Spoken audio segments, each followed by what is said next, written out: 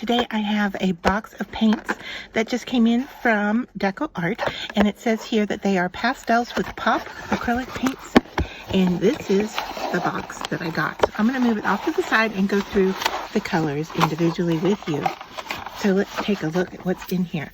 So we've got a light buttercream, lavender, royal fuchsia,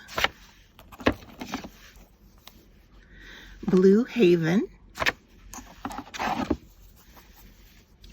milk chocolate,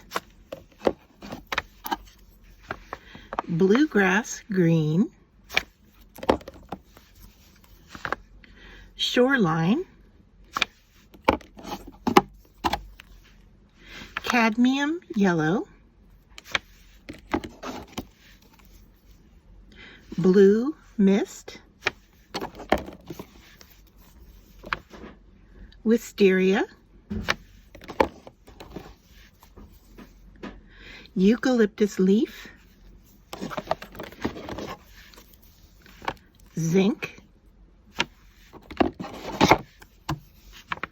baby pink, gentle heather,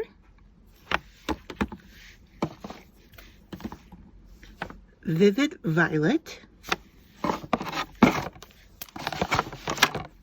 pistachio mint,